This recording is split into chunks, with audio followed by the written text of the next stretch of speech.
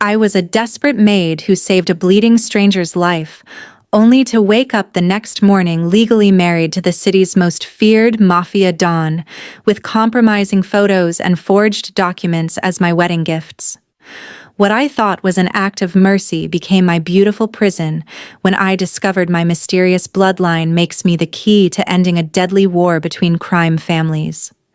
But when enemies used my grandmother as bait, and I found myself choosing between freedom and the monster who'd claimed my heart, the real question became, who's really the prisoner in this dangerous game of blood and desire?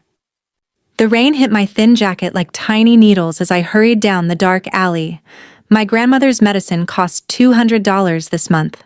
The old woman was getting worse, and I had already worked 3 jobs today. My feet hurt in my worn shoes, but I kept walking toward the bus stop. A man lay bleeding on the wet pavement near the dumpster. His expensive suit was torn and soaked with blood. Most people would keep walking in this part of town. I should have too. But something about his face made me stop. He looked young, maybe 30. His dark hair was messy with rain and blood. "Help me," he whispered when I knelt beside him. I pulled out my phone to call for help, but his hand grabbed my wrist. His grip was stronger than it should be for someone losing so much blood. "No hospitals," he said. "Please." I should have walked away. Every smart part of my brain screamed to leave this stranger and go home. Instead, I helped him stand and walked him to my tiny apartment 6 blocks away. He was heavy against my side, but he kept moving. In my small kitchen, I cleaned his wounds with the first aid kit I kept for my grandmother. The cut on his arm needed stitches, but I did my best with bandages. He watched me work with dark eyes that seemed to see everything. When I brought him tea, he smiled for the first time. "What's your name?" he asked. "Mary Martinez." "Thank you, Mary Martinez. I won't forget this." Something in his voice made me shiver, but not from cold. He drank the tea while I cleaned up the bloody towels.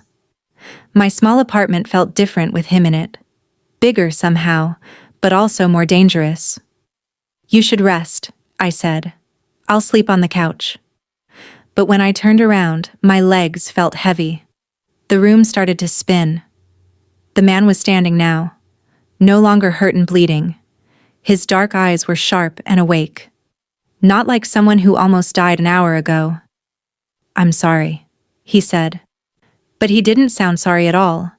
I tried to speak, but no words came. I fell to my knees as the world went black around me.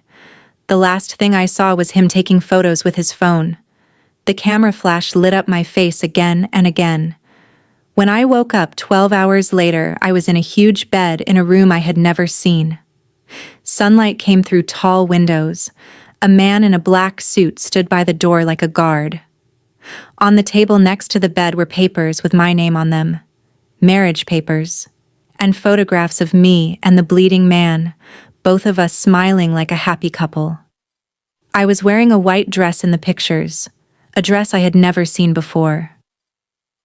The compound stretched for 3 city blocks behind tall stone walls. My new room had silk curtains that cost more than my old apartment's rent, but the windows had bars painted gold to look pretty. Marco Salvatore, my fake husband, owned everything I could see from those windows. "You belong to the Salvatore family now," said Maria, the older woman who brought me breakfast on fine china plates.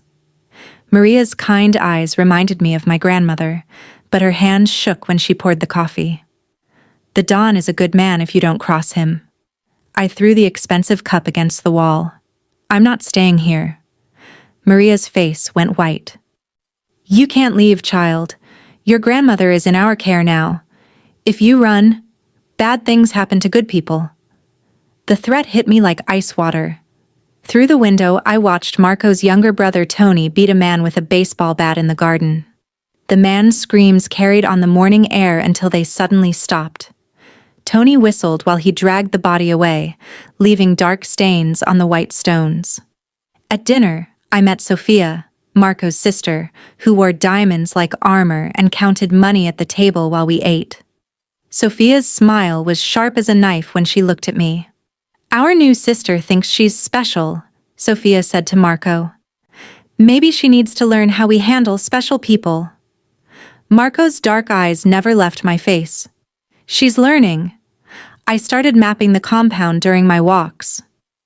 12 guards at the main gate, dogs that patrolled at midnight.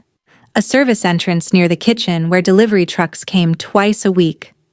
I befriended the gardener who told me about secret tunnels under the house.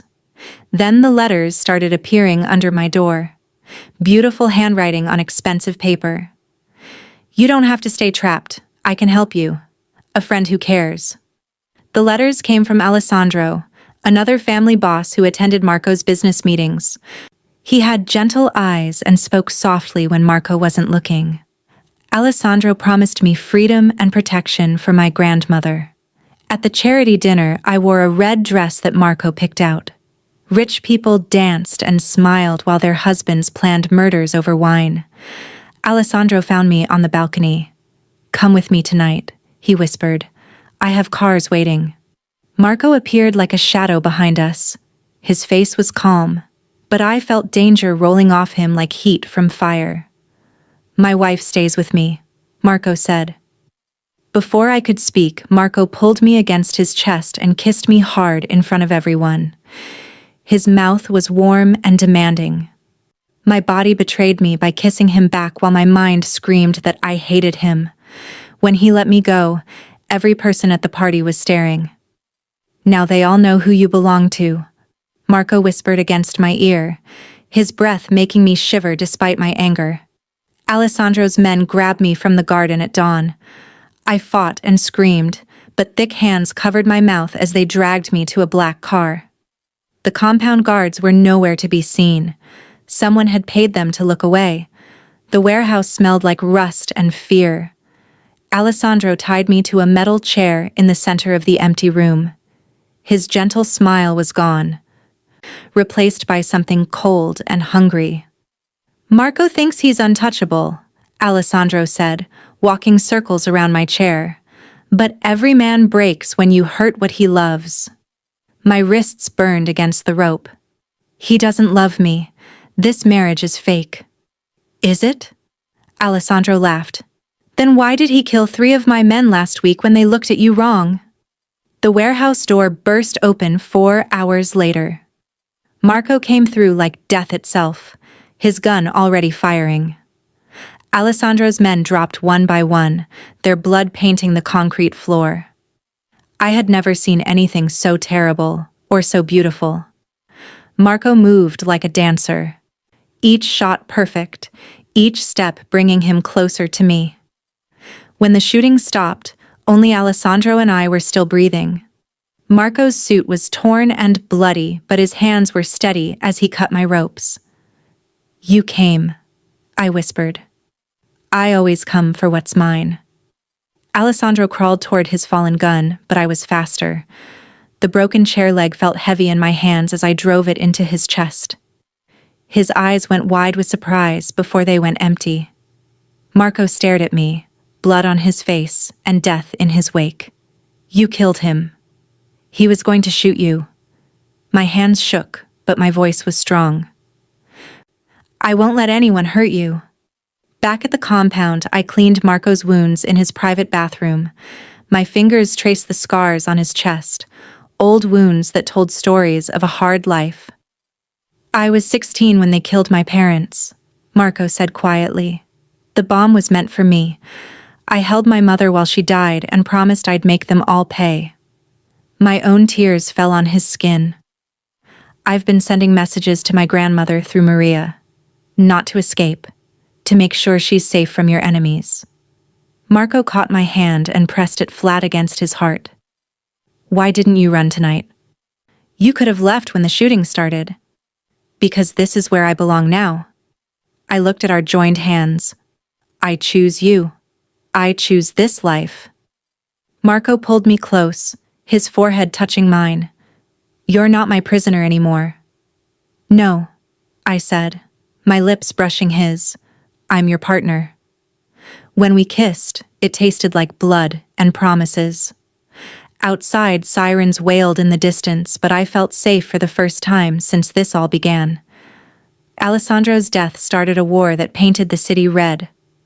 Rival families chose sides while bullets flew through restaurant windows and car bombs lit up the night. I learned to sleep through gunfire and wake to the smell of smoke. Maria brought me a dusty box from the compound safe. Inside were old papers written in faded ink, land deeds with the Rossetti family name, and a birth certificate that changed everything. My grandmother wasn't just a Rossetti who ran away. She was the last true heir to half the shipping docks in the city. "You own more than Marco does," Maria whispered. "You always did." I walked into the family meeting wearing my grandmother's pearl necklace and a black dress that cost more than most people's cars. The old men who ran the 5 families looked at me like I was still the scared maid from 6 months ago. They were wrong. "I'm not here as Marco's wife," I said, placing the land deeds on the long table. "I'm here as the rightful owner of the Eastern Docks. You've been fighting over my property." The room went quiet. I felt their fear and respect mixed together like wine and poison. "I propose we end this war," I continued. "Join the families or watch your businesses burn." Bullets crashed through the windows before anyone could answer. The Torino family had found us. I threw myself over the documents as glass rained down. Marco's body covered mine, his gun already firing back. In the chaos, I saw the shooter's red laser dot dancing across Marco's chest. I moved without thinking, putting my body between the light and the man I loved. The bullet hit my shoulder and spun me around, but I stayed standing. Marco's roar of rage shook the building. He emptied 2 clips into the shadows where the shooter hid. When the smoke cleared, I was bleeding but alive. Marco was holding me like I might disappear. "Don't you ever do that again?" he said, his voice breaking. "Then don't give me a reason to," I whispered back. 6 months later, I sat in Marco's office, my hand resting on my growing belly. The baby kicked strong, just like its parents. Through the window, I watched our ships load cargo at the docks I now owned. The Salvatore and Rossetti names hung together on the building signs. Marco came up behind my chair, his hands covering mine on my stomach. The most feared man in the city became gentle when he touched me. "Do you miss being free?" he asked. I smiled, feeling the baby move under our joined hands. I was never free until I chose you. Outside, our empire stretched to the horizon. Inside, the monster and the maid had become something more dangerous than either family had ever imagined. 2 people who chose love over safety and power over peace.